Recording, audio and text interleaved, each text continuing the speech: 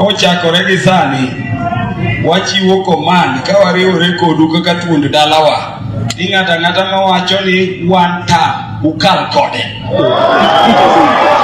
Ni miario ya mũmbunge wa Homa Bay Town Peter Kaluma mathaa manini mbere ya gĩkundi kĩa Linda Mwananchi kĩambĩkĩte icera kuo, icera rĩrĩa rĩatũnganire na ngahĩha cia nyanake, andũ erĩ magĩkua, indo igĩthũkangio na makũmi gũtigwo na nguraro.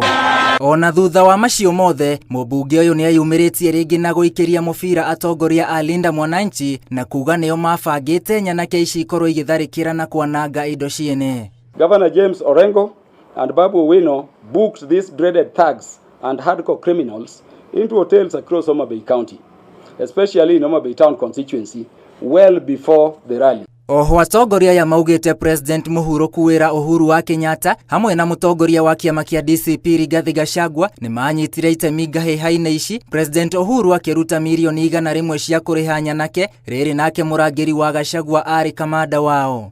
On 14th August 2026 at night, Kenya shillings 100 million was delivered to Governor Orengo's home in Ugenya, Siaya from President Uhuru Kenyatta.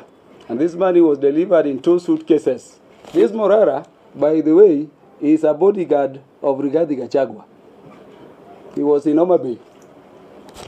Commanded the hired dreaded thugs and hardcore criminals as they emitted violence on Homa Bay people. Rĩu atongoria ya makiuga omeruhĩte ta baba na andũ arĩa mekwenda matacũkĩrio makinya nĩ atongoria a Linda Mwananchi. Take security apparatus, including KDF, to arrest, investigate, arrest and prosecute Governor James Orengo, Honorable Babu Owino, Honorable Karoli Omondi, and Edwin Sifuna for planning, killing and maiming our people.